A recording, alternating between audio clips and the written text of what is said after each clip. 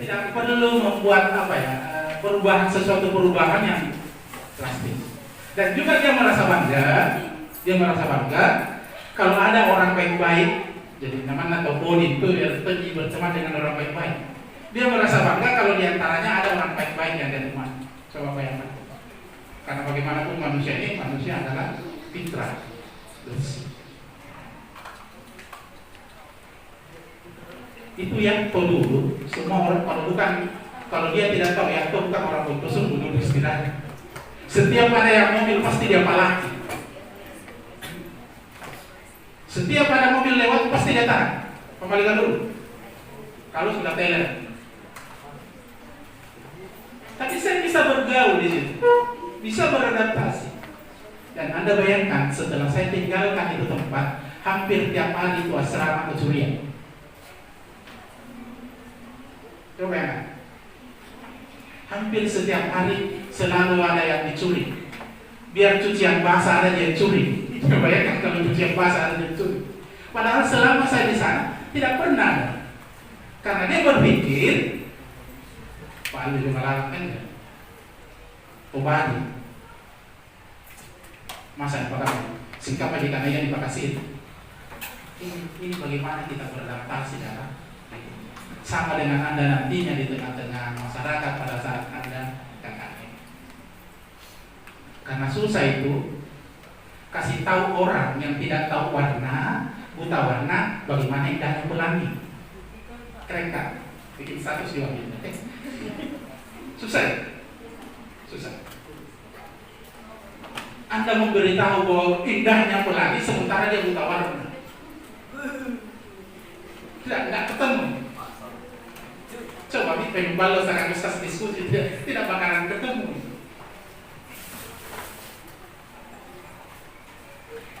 Ada guru kebetulan tata usaha di tempatnya beliau dulu Sanawiyah berapa itu? Sanawiyah 2 tes 2 ya. Namanya Pak Makmur, orang Togo. Pekerjaannya dulunya ya preman sih. Setiap mobil yang lewat dari Bulukumba, Polres Bulukumba, pasti dipalaki. Dia bersaudara. Saya tahu persis. Dia bersaudara. Kemudian berubah jalan hidupnya setelah diangkat jadi PNS. Yang satu diangkat oleh Pak Basuki dulu waktu, kemudian dijadikan Pak Barambang istilahnya dulu. Mendampingi setiap beliau keluar selalu dia dipakai kayaknya aman di sana itu korosif, nggak pernah lagi ada yang dipadat. Kemudian di tempatnya jadi KPU. Tapi pekerjaan yang selama ini minum balut dia tidak pernah tinggalkan. Temperamennya emosional sampai kaca sekolah itu dia pernah pecahkan. Coba yang temperamen. Saya bisa merubahnya bukan dengan dakwah di depannya, bukan dengan dakwah berdiri membicarakan tentang neraka. Tidak. Saya cuma sampaikan begini. Ini kan salah satu dakwah. Begitu ya Ustaz ya? Saya katakan begini. Gambaran anak dulu lupa apa dia bilang? Ini rumah manggil. Iya, Pak. Dia bilang, tapi saya nggak ya anak kenal polo yakin pengebal ini. Cara saya cuma sentilnya main dan saya lupakan kalimat itu. 1 minggu kemudian dia menghadap ke saya. Pak Alele, anu coba katakan tadi. Padahal saya sudah lupa kata ini. Ustaz Karim dapat cerita tentang panasnya api neraka dalam benteng bulu-bulungku. Tapi sedih pada bebek aja neraka. Coba ya, diceritakan tentang neraka, dia tidak apa. Tapi menceritakan tentang berkaitan dengan harga dirinya,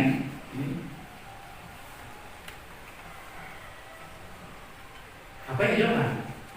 Yo lagi kue ya pololon penyumbal itu dilabani kalau matuan juga penyumbal itu.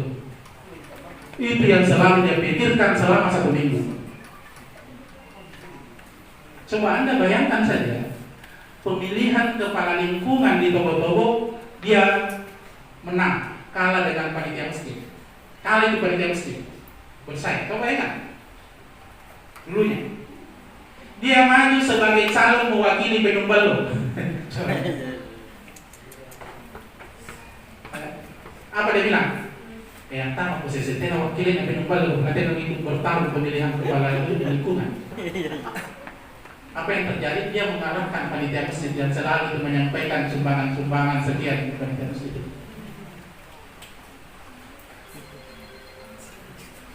Tapi ini fakta. Ini yang terjadi. Akhirnya step by step, sedikit demi sedikit, karena memang di Al-Quran saja itu langsung berhenti orang minum khamar itu tidak langsung turun 1 kali ayatnya kan, bertahap juga. Dan begitulah pendekatan yang harus kita lakukan di tengah-tengah masyarakat. Kita tidak bisa merubahnya dengan totalitas, setinggi apapun pendidikan kita. Tapi kita minimal kita harus menghadapi mereka, kalau bahasa keguruannya, makhluk-makhluk yang heterogen, bermacam-macam. Kalau makhluk homogen itu ada di tentara sama polisi. Coba bayangkan suruh bunuh Yosua, disuruh bunuh Yosua sama Sambo, dan pernah tanya bilang kenapa dibunuh? Karena dia makhluk-makhluk yang homogen, satu perintah. Salah benar itu satu siap. Tapi orang yang kita hadapi di tengah masyarakat kita adalah masyarakat yang heterogen, bermacam-macam. Apalagi pada saat Anda menyusun program, hati-hati ya. Saya sudah banyak sampaikan program yang berkaitan dengan olahraga. Jangan sampai tujuan kita ingin mempersatukan masyarakat desa kita, yang sebenarnya kita menjembatani pertengkaran.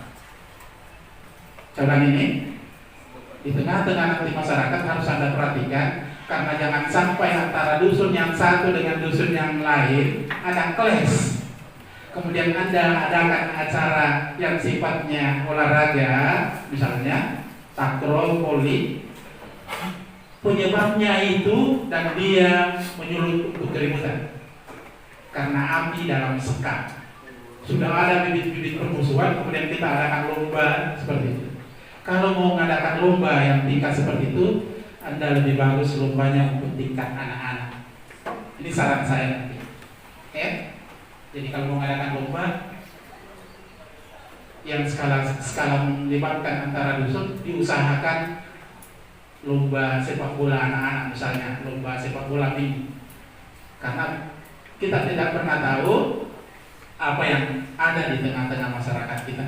Meskipun nantinya Anda diberi kesempatan 1 minggu untuk observasi, tapi mungkin kita tidak bisa mengobservasi semua apa yang terjadi sebelumnya. Ini yang saya. Tapi kalau aman-aman saja, tidak apa-apa. Artinya apa? Informasi ini bisa didapatkan di kepala desa berkaitan dengan keadaan masyarakat kita. Jangan sampai ada bibit-bibit perpecahan, kemudian Anda mengadakan lomba. Kan kalau kegiatan, kan nanti itu yang Anda ini ada 2 kegiatan Anda yang biasa dilakukan, adalah fisik dan non fisik. Mungkin belum sempat disampaikan nanti di pelaporan. Non fisik inilah itu yang berkaitan dengan lomba-lomba. Ya. Tapi saya harus sampaikan kepada Anda, anggapan masyarakat Anda pada saat Anda KKN, Anda ini dianggapnya kontraktor, bahasa kasarnya. Hati-hati. Semuanya mau dibiayai, padahal Anda bukan kontraktor. Anda juga termasuk kontraktil. Apa maksudnya? Ya nanti ada uang kalau dikasih sama orang tua. Padahal permintaan masyarakat begitu banyak. Mana nih mau batas dusun, hati-hati. Saya kasih sampaikan ini biayanya besar. Anda yang tanggung itu biayanya. tapi bisa tidak berbiaya kalau diplomasi Anda bagus pada saat seminar. Nanti kan ada seminar program. Seminar program nanti itu macam-macam masukan itu di tengah masyarakat. Anda pandai-pandai berdiplomasi supaya orang yang mengusulkan juga tidak kecewa dan sebagainya. Karena banyak nanti usulan itu. Misalnya dari majelis taklim atau dari pengurus masjid minta dicatkan masjidnya. Coba bayangkan kalau di desa itu ada 10 masjid dan Anda yang tanggung cat. Ya. Bisa tetap dicat, tapi bukan biaya dari Anda. Diplomasinya bagaimana? Kami mahasiswa bertanggung jawab atas pengecatannya, ya. Meskipun Anda bukan cat, jangan berpikir bukan itu bukan cat, Pak. Saya sudah sampaikan tadi, kalau Anda mahasiswa, Anda dianggapnya lebih dari orang lain. Anda bersedia membantu untuk pengecatan, cat ya, bukan bahannya. Di Boro, siapa yang dari seputaran sana? Ada tugu di sana bundaran itu dibuat pada saat saya jadi pembimbing di sana. Ada tugu di tengah itu, bundaran itu artinya stay DDI. Kenang-kenangannya dan sampai sekarang masih ada. Tinggal dicat setiap ganti saya lihat cat. Dan ternyata anak-anak KKN yang dari perguruan tinggi lain tidak pernah dan tidak berkeinginan untuk merubah warna catnya, karena style DDI di situ melekat di situ karena hurufnya timbul. Kan kebiasaan itu kalau anak KKN, misalnya ya, kan ini yang KKN dari perguruan tinggi negeri itu sudah pulang semua. Sekarang keberangkatan mulai unismu swasta. Yang kemarin warna merah, lantas datang anak style DDI langsung dirubah jadi hijau. Kan kebiasaan seperti itu dulu-dulunya. Saya kira kalau ada garis yang panjang, yang saya selalu sampaikan begini, kalau ada garis panjang kemudian kita ingin memendekkannya, tidak perlu garis itu dipotong. Untuk memendekkan, cukup kita membuat garis yang lebih panjang, bahasa ilmiahnya gitu. Jadi kalau ada garis panjang, kemudian ada pertanyaan, bagaimana cara memendekkan garis itu? Tidak perlu garis itu dipotong untuk dipendekkan, tapi cukup Anda membuat garis yang lebih panjang, bahasa Indonesia. Cukup Anda membuat program yang lebih baik dari itu. Dan alhamdulillah pengalaman saya pernah membimbing mahasiswa, 3 mahasiswa KKN di satu lokasi di Boro. Ada UNAS, ada UNM. Akhirnya ikut rapat semua pada saat seminar. Apa dia bilang? Pak, di kampus saya memang negeri tapi tidak seperti ini. Kami dilepas begitu saja. Saya bilang kita di style tidak. Kita memang mengontrol mahasiswa setiap saat apa yang terjadi, karena mereka datang dengan penuh semangat, ya. Tapi satu yang saya sampaikan, selalu saya sampaikan, nggak usah merubah keadaan yang sudah ada secara drastis. Contoh misalnya teman-teman yang kebetulan ya masih jadi imam, kemudian tidak baca basmalahnya, dikecilkan, ya. Kemudian lantas yang orang lain dijaharkan misalnya, kemudian terjadi pertentangan. Jangan sampai itu terjadi, ya. Jangan faktor-faktor begitu. Atau misalnya karena yang di masjid itu gunut, kemudian Anda tidak mau datang lagi, saya tidak bergunut, jangan sampai itu terjadi. Karena semuanya benar, ya. Semuanya benar dalam artian apa yang berdasarkan dengan dalil yang dia pahami, ya seperti itu. Tidak usah kita berubahnya, itu hanya karena masalah-masalah yang khilafiyah. Berkaitan dengan peran Anda, balik. Paling tidak kita ini kalau sudah terpelajar harus jadi agen perubahan. Balik. Kita mampu untuk dicontohi, kita mampu untuk diteladani. Bahkan adik-adik yang jurusan tarbiyah, Anda ini calon-calon guru. Guru itu asal katanya sebenarnya digugu dan ditiru. Jadi kalau ada teman-teman kalau perokok misalnya di sekolah saya juga ada begitu. Bagaimana suruh anak-anak tidak merokok di lingkungan sekolah, sementara sebagian gurunya ada yang merokok? Kan si malakama kita. Benar enggak? Bagaimana ada orang tua melarang anaknya merokok, sementara dia melakukan itu? Tidak boleh kita menggunakan kalimat seperti ini. Kalimat ini sering kita gunakan. Anjamaton kalau nampak kaluru. Benar enggak? Kalau kalimat itu diadopsi, saya juga bisa berkata Ustaz Tom panampas sambayang. Apa bedanya? Kalau kalimat itu kita adopsi. Kalau kita mengatakan nanti jadi untung baru merokok, kalau mau merokok. Apa yang saya katakan kepada siswa? Nah, kita berada di lingkungan formal. Apa itu formal? Lingkungan resmi.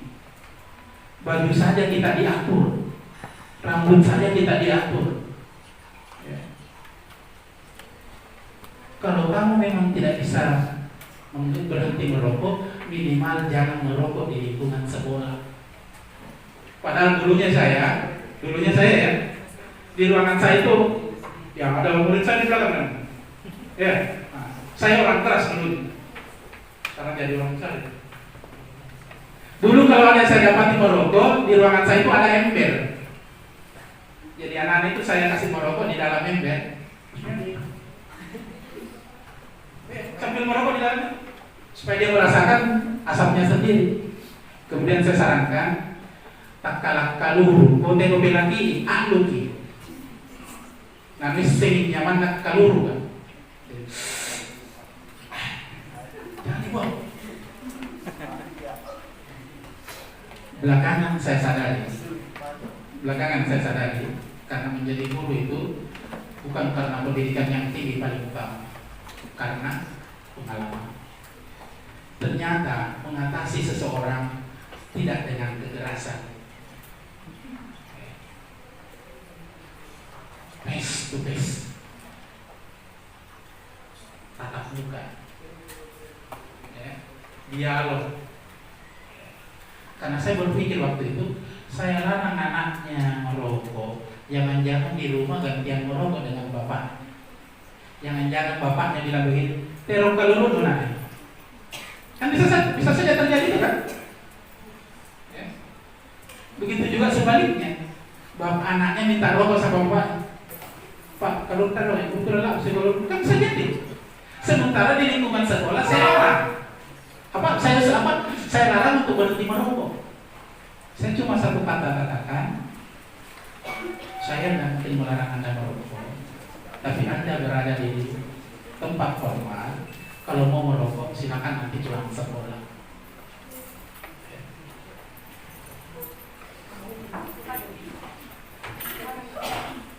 Karena tidak ada alasan saya untuk berhenti merokok. Teman-teman yang merokok saya ini kan susahnya bukan main.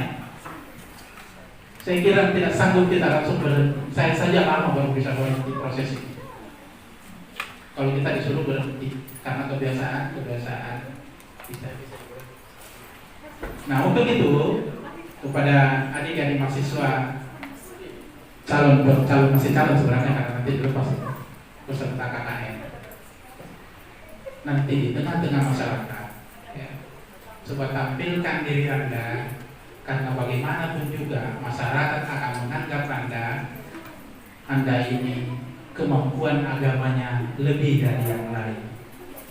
Karena label sekolah tinggi agama Islam, dan ini yang Anda harus jaga. Kalau mungkin di tempat Anda tidak terbiasa azan, latihan azan. Ya. Kalau selama ini Anda tidak pernah jadi imam, latihan jadi imam. Asal jangan cuma satu surah dihafal kan. Lain-lain tuh misalnya kalau rakaat pertama Qul Allahu, rakaat kedua Qul Allahu juga kan. Minimal ada yang lain, nanti yang lain ganti-gantian. Jangan kayak ada yang saya temukan itu bukan kita ini. Bahkan levelnya lebih tinggi dari kita, dari UI. Setiap hari Jumat hampir semuanya isi itu lagi-lagi. Karena pernah ada yang tinggal di rumah. Kalau hari Jumat isi. Kalau hari Jumat, karena takut disuruh baca khutbah. Dulu saya Pak mau ke Makassar ada urusan kulit. Oh iya, tapi kalau pikiran malah tadinya cuma di kampung. Dan saya harap anda ini yang dari strategi jangan minta izin kalau hari ini. Sekarang mudahnya ada digital, khutbah digital. Anak saya beli, karena anak saya kakaknya di Tombolok Pau, daerah paling terjauh di Kabupaten Goa. Dia saja jurusannya hubungan internasional. Masyarakat tidak pernah berpikir bahwa yang ada ini hubungan internasional. Masyarakat hanya tahu dia berasal dari UI. Akhirnya apa? Dia harus belajar khutbah. Padahal di kampung tidak pernah baca khutbah. Dari mana kau belajar itu? Kan ada di apa? Digital khutbah ya, aku baca-baca kan baca. Oh iya, baca khutbah ya. Oh benar. Masuk akal. Kan lebih sulit ceramah itu daripada baca khutbah. Benar nggak Ustaz di belakang? Benar. Ya, kan baca. Kalau ceramah kan bukan dibaca, tapi baca khutbah. Yang saya tahu baca khutbah, berarti dibaca. Ya kalau ada yang dibaca, yang penting, ya, syarat rukunnya khutbah Anda paham. Ya. Yang pertama Anda sudah pahami, ya. Yang kedua juga Anda pahami. Insya Allah isinya gampang itu ya, diboya-boya. Ya. Tapi yang penting bukannya dengan tutupnya tahu, karena itu rukun.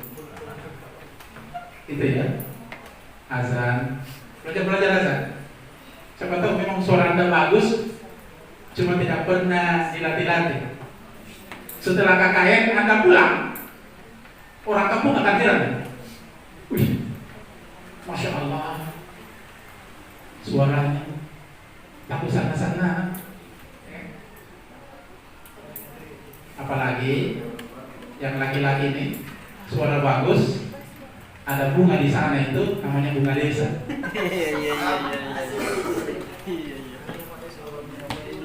Yang perempuan juga tidak. Apa juga?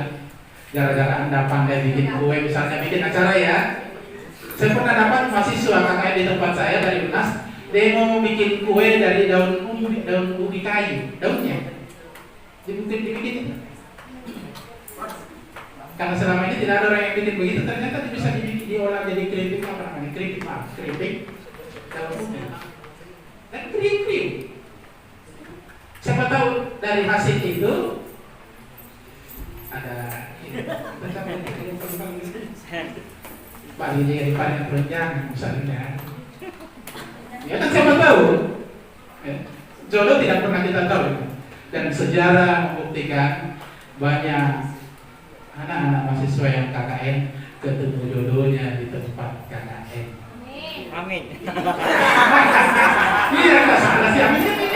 Amin yang bagus-bagus kan nggak salah kan? Yang jadi masalah kalau sebelum KKN ada ayamnya. Ayam namanya? Ayam Pak. Ayam apa ayam? Ayam Pak. Ayam. Ada ayamnya sebelum KKN, setelah KKN dilepas ayamnya. Ini yang jadi masalah ini. Kenapa kau begitu cepat kau berubah?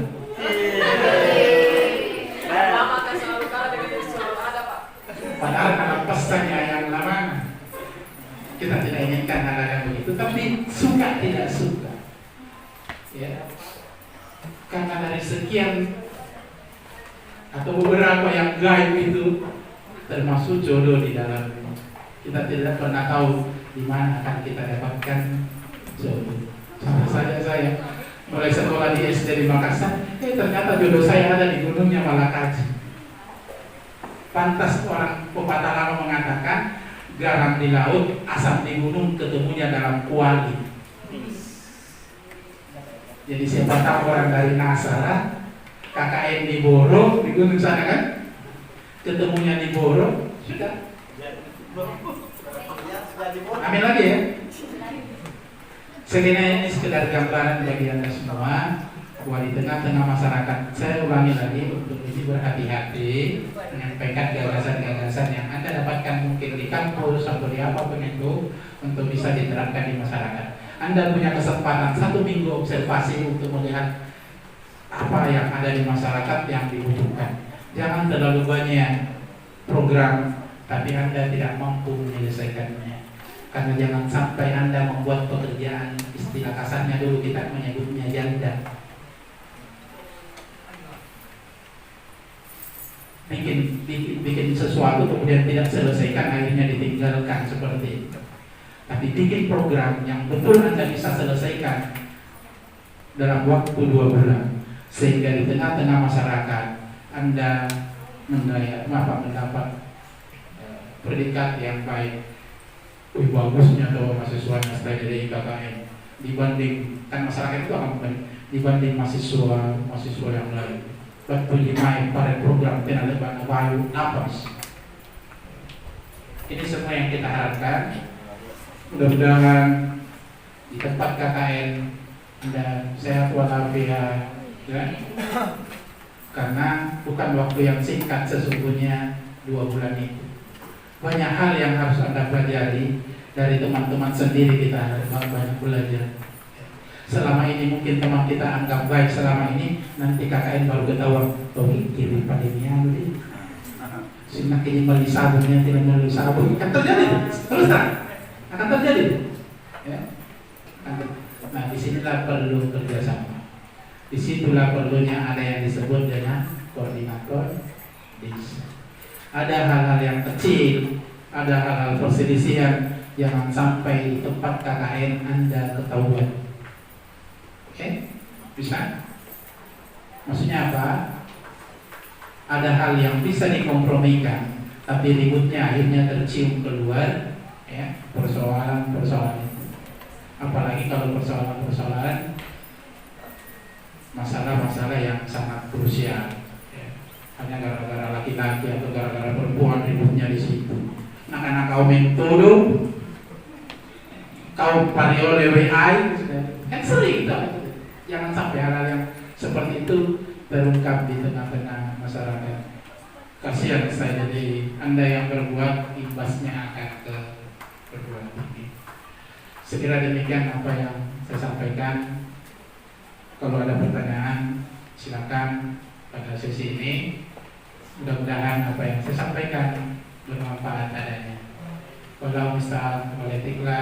Assalamualaikum warahmatullahi wabarakatuh. Waalaikumsalam. Ya, berikan aplaus buat teman-teman ini disampaikan kepada kita semua. Kita diberikan kesempatan untuk bertanya. Kalau analisa saya sangat jelas, tetapi pemahaman kita berbeda. Jadi kita buka 1 sesi saja untuk 3 orang. Silahkan kalau ada yang mau ditanyakan terkait dengan peran mahasiswa dalam kehidupan sosial kemasyarakatan. Bagaimana supaya lebih jelas bagaimana peran tak setelah kita dilepas dari kampus. Silakan kalau ada yang mau bertanya.